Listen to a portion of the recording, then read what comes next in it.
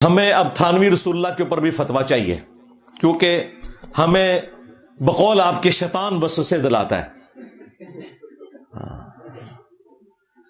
کہ تھانوی رسول اللہ کے بارے میں آپ لوگ خاموش ہو چکے ہیں۔ اس کی وجہ یہ ہے کہ یہ چاہتے ہیں کہ ہم دیوبندیوں کو اپنے ساتھ ملا کے نا انجینئر صاحب کے خلاف، ظاہر ہے وہ کہتے ہیں جی اس وقت تو غم ہمارا اکٹھا ہے، تو ہم انجینئر کے خلاف چونکہ ہم نے ایک محاذ کھڑا کرنا ہے تو اہل حدیثوں کو بھی ساتھ ملانا۔ میں اگلے دن ایک بریلوی عالم کو سن رہا، وہ کہتا ہے کہ جی میں سلام پیش کرتا ہوں ان دو اہل حدیث علماء کو۔ واہ واہ،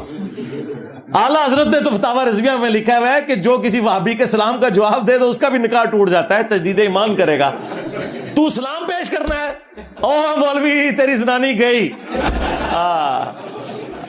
جڑا کہہ رہا میں سلام پیش کرتا ہوں، سلام تو پیش کیتا تیری زنانی گئی بقول اعلیٰ حضرت ہے، جا بھائی تو تے پہلے نکاح جا کے دوبارہ کر، بیعت بھی گئی ایمان بھی گیا۔ ہاں یہ پچھلے دنوں کہیں اویس رضا قادری صاحب نے صرف ہاتھ ملایا ایک ایئرپورٹ کے اوپر ایک دیوبندی عالم سے، ویل چیئر کے اوپر تھا ایک بوڑھے ذوالفقار نقشبندی صاحب، اب وہ انجینئر بھی ہیں عالم بھی ہیں، یہ وہ جو کہتا ہے نا وہ ایک مفتی ان کا دیوبندیوں کا، یہ اس کے پیر صاحب ہیں، الیاس گھمن صاحب کے بھی پیر صاحب ہیں، پیر ذوالفقار نقشبندی صاحب، ان سے کہیں سلام لے لیا اور خوشگوار موڈ میں انہوں نے کوئی گفتگو کیا، وہ کسی نے تصویر کھینچ کے نیٹ پہ چڑھا دی ہے تو لوگوں نے ہنگامہ کھڑا کر دیا جی کہ یہ بد مذہب سے ملے ہیں، اور اعلیٰ حضرت نے تو کہا ہے کہ وہ اس کا ایمان ہی خراب ہے۔ تو آپ وہ چمچے آ کے دفاع کر رہے ہیں کہ وہ آپ کو نہیں پتا، ہو سکتا ہے وہ ان کو سمجھا رہے ہوں، ٹھیک ہے، آپ کو کیا گارنٹی ہے کہ واقعی انہوں نے سلام ہی ان کو کہا ہو؟ وہ کہتے ہیں ہم نہیں مان سکتے، اور پھر وہ ساتھ میں اینڈ پہ یہ بھی کہہ رہے ہیں کہ دیکھیں ہمارے علماء کا کام ہے جب اس قسم کی حرکت کریں تو عوام کو سیٹسفائی کیا کریں، کیونکہ آپ لوگ جب بد مذہبوں سے سلام لیتے ہیں تو وہ لوگ پھر سمجھتے ہیں کہ آپ بھی بد مذہب ہو گئے ہیں، اور یہ لوگ تو سلام کرنے کے قائل نہیں تھے۔ تو تھانوی رسول اللہ پہ بھی مجھے چاہیے، کیونکہ تھانوی رسول اللہ والا جو واقعہ ہے اس کے اندر اشری تھانوی کے اس مرید نے خواب میں بھی پڑھا ہے تھانوی رسول اللہ، پھر بیداری میں بھی پڑھا ہے، اور ساتھ یہ بھی پڑھا ہے اللہم صلی علی نبینا اشرف علی، نعوذ باللہ۔ وہ کہتے ہیں جی بیچارہ اپنی ہوش میں نہیں تھا، ہم کہتے ہیں ٹھیک ہے وہ مجنون کی کیٹیگری میں آ گیا، لیکن بابا تو ہوش میں تھا، بابے کو جب خط لکھا اس نے کہا کوئی مسئلہ نہیں، اس میں تسلی تھی کہ تیرا پیر متبع سنت ہے، یعنی اشلی تھانوی تیرا پیر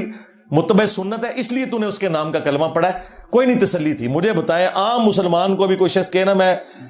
آج خواب میں تیرے نام کا کلمہ پڑھ رہا تھا اور بیداری میں بھی میری زبان لڑکھڑا گئی، تو عام بندہ بھی کہے گا توبہ کرو اے جان چھاڑو میری منوی نال کدھر جہنم وچ لینڈ کے جائیں گا تو، لیکن یہ ان کی دیدہ دلیل، کہتے نہیں تسلی تھی۔ تھانوی رسول اللہ پہ بھی فتویٰ چاہیے مفتی منیب صاحب، کیونکہ آپ آج کل تقی عثمانی صاحب کے ساتھ ایک سٹیج پہ بیٹھے ہوتے ہیں، پھر میں تکاں گا تو کس طرح اپنے سٹیج پہ بلا دینے ہو، ہاں کدے نہیں بلان لگے۔ تو یہ مجھے یقین ہے کہ اس معاملے میں انہوں نے مجرمانہ خاموشی اختیار کی ہوئی ہے۔ چشتی رسول اللہ کے بعد تھانوی رسول اللہ پہ فتویٰ آنا چاہیے، کیوں؟ یہ کہتے ہیں جی ہم اہل سنت و جماعت کے کسٹوڈین ہیں، جہاں کہیں گستاخیاں ہوں گی ہمارا کام ہے کہ ہم ان گستاخیوں کے اوپر دھرنے بھی دیں گے، بولیں گے بھی۔ تو تھانوی رسول اللہ تو گستاخی ہوئی بھی ہے نا، اس پہ بھی فتویٰ چاہیے جی۔ وہ پہلے ہمارے بزرگوں نے کہا تھا، پہلے تو آپ کہہ رہے ہیں کہ اس معاملے میں بھی کہا ہوا تھا تو دوبارہ فتوے کی ضرورت پڑی نا، اب ہماری ڈیمانڈ ہے کہ تھانوی رسول اللہ پہ بھی ہمیں فتویٰ چاہیے۔ اس کے بعد جو باقی جو کفریات ہیں آپ کی کتابوں میں، کشف المحجوب کے اندر جو بایزید بستامی کے سکر کو ثابت کرنے کے لیے اور جنید بغدادی کے صحف کو ثابت کرنے کے لیے حضرت داؤد علیہ السلام کے اوپر ایک جھوٹ باندھا کشف المحجوب کے اندر، چلیں بزرگوں نے نہیں باندھا ہوگا،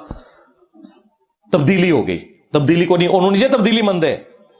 ذہن میں رکھیے گا، یہ دفاع کرتے ہیں کہ جی حضرت داؤد علیہ السلام کی بھی ایک دفعہ اپنی ایک صحابی کی بیوی اوریا کے اوپر،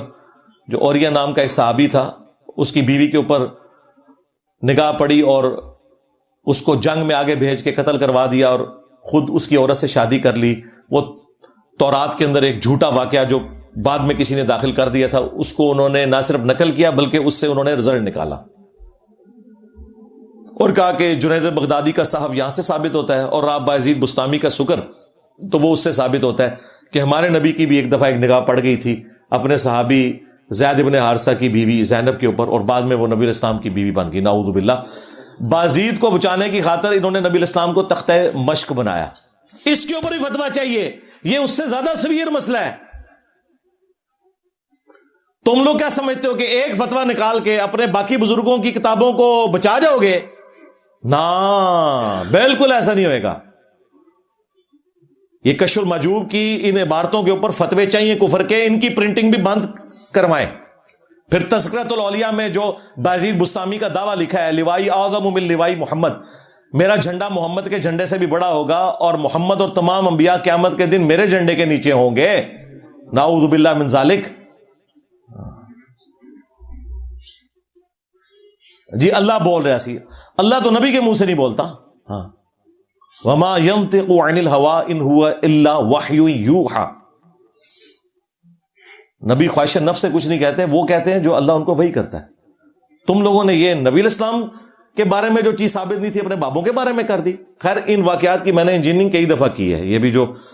مفتی حنیف قریشی صاحب حافظہ اللہ تعالیٰ نے جو ڈرامہ بازی کی تھی اس کے اوپر میری تفصیلی ویڈیو ہے۔ آج وہ ٹائم نہیں، میں صرف عبارتیں بتا رہا ہوں کہ ان عبارتوں کے اوپر ہمیں فتوے چاہیے۔ پھر کشف المحجوب اور تذکرۃ الاولیاء دونوں کے اندر لکھا ہے کہ امام ابو حنیفہ رحمۃ اللہ علیہ نے ایک خواب دیکھا کہ نبی الاسلام کی قبر میں اتر کے وہ آپ کی ہڈیاں چن رہے ہیں، بعض کو بعض سے الگ کر رہے ہیں، نعوذ باللہ۔ اگر اس کے بعد لکھا ہوتا ہے یہ شیطانی خواب ہے، ہم مان لیتے ہیں۔ وہ کہتے ہیں فضیلت ہے، اس میں آپ کو بشارت دی گئی تھی کہ نبی علیہ السلام کی سنتوں کو جمع کریں گے۔ سرکار وہ کتاب کتنے ہے جتنے سنتا جمع ہوئی ہیں نے؟ امام بخاری نے اگر سنتیں جمع کی ہیں، سرکار یہ ہمارے بابا بخاری کی کتاب پڑھی ہوئی ہے۔ ہم ان بابوں کو مانتے ہیں جو کتابوں کو مانتے ہیں، جو کتابوں کے غدار ہیں ان بابوں کو نہیں مانتے۔ تو امام ابو حنیفہ رحمۃ اللہ علیہ پہ جو تم نے یہ جھوٹا خواب منسوب کیا کشف المحجوب میں، تذکرۃ الاولیاء میں، دونوں میں، تو یہ تو گستاخانہ خواب ہے۔ نبی الاسلام کی کیا قبر مبارک میں ہڈیاں ہیں؟ نعوذ باللہ۔ تم نے تو حیات النبی کا جو عقیدہ ہے اس کے اوپر خود قاطرانہ حملہ کر دیا ہے۔ تم نے لوگوں کو کیا عصمت انبیاء کی تبلیغ کرنی ہے؟ تو یہ شیطانی خواب ڈکلیئر کرو گے، اس سے فضیلت نہیں۔ نبی علیہ السلام کے بارے میں اگر اس طرح کا خواب اللہ تعالیٰ نے دکھانا ہوتا تو یہ دکھاتا کہ امام ابو حنیفہ نبی علیہ السلام کے برتن جمع کر رہے ہیں، آپ کا کرتا، آپ کا آسا مبارک، ہڈیاں قبر میں اتر کے۔ توبہ توبہ توبہ، اس کے اوپر بھی ہمیں فتویٰ چاہیے۔ باقی میں نے 19 گستاخانہ عبارتیں ہائی لائٹ کی ہیں، سب پہ فتویٰ چاہیے، خواہ وہ دیوبندیوں کی ہوں، خواہ بریلویوں کی، خواہ وہابیوں کی، کیونکہ یہ ہمارا مشترکہ مسئلہ ہے۔ یہ نہ کریں کہ دیوبندیوں کے بارے میں آپ خاموش ہو جاتے ہو تاکہ انجینئر کے خلاف ہم ان کو یوز کر سکیں۔ یہ بیچ میں ان کی مکاری یہ ہوتی ہے،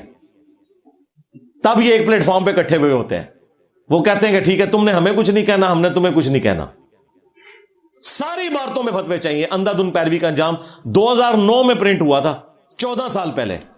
اور اسی کو میں نے پھر 2013 میں 23 فروری 2013 کو 71B مسئلہ ریکارڈ کروایا تھا، انڈیا اور پاکستان کے بزرگوں کی 19 گستاخانہ عبارات کا تحقیقی جائزہ۔ اس میں میں نے وہ 19 عبارتیں ڈسکس کی ہیں، ہر عبارت کے اوپر فتویٰ چاہیے۔ اس میں سے ورسٹ ترین عبارتیں میں نے آپ کو یہ 4 بتا دی ہیں، تھانوی رسول اللہ والی، اور اس کے بعد یہ صحو اور سکر والی، نعوذ باللہ من ذالک، اور اس کے بعد جو لوائی اعظم من لوائی محمد، میرا جھنڈا محمد کے جھنڈے سے بڑا ہوگا، نعوذ باللہ من ذالک، اور